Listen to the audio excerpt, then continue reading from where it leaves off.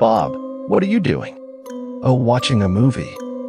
Which movie is it? Is it The Nun? Oh, you're courageous to watch that movie alone and at night. I am not afraid of ghost. I am Bob. I am very courageous person on the earth. Okay, let's test your courage. I will tell you about a haunted place in Italy. If you're really courageous, don't be afraid.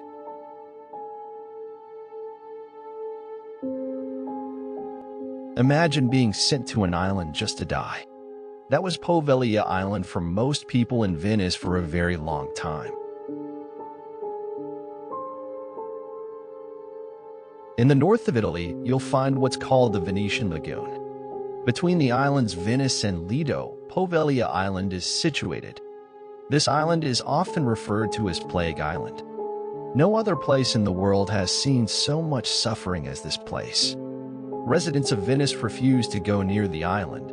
They say it's haunted by many restless souls. Poveglia Island is named in documents dating back from the year 421 AD during the 9th century.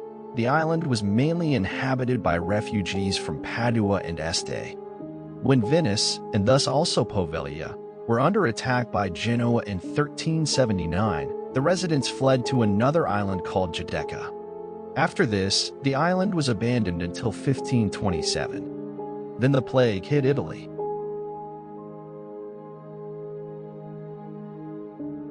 Everything was smooth till the time, one after another, everyone left the island. And when the Black Death or the bubonic plague of the 1300s came, the island became a convenient dumping ground for the infected, dead, and dying. A quarantine colony, if you will. Tens of thousands of sick and dying were dumped here and were left to die. Obviously, there was no hope of coming back from there. It's as if those who were sent here were fully aware of the fact that they were here to only die in agony.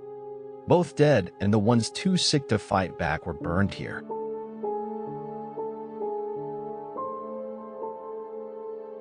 In 1922, new people came to live on the island.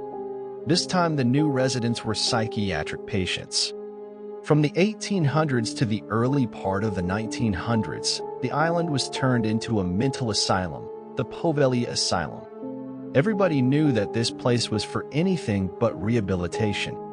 The director of the facility was your typical mad scientist who liked to perform horrible experiments on his patients. Experiments such as the terrible lobotomy, a cruel form of brain surgery, which is done with a chisel and a hammer right above the eye. The director eventually lost his own mind and threw himself off the clock tower of the facility. People claimed the ghosts of his victims drove him to his deed. The decaying psychiatric hospital is still there, but since 1968 nobody lives on the island anymore. Well, except for a few very unhappy ghosts.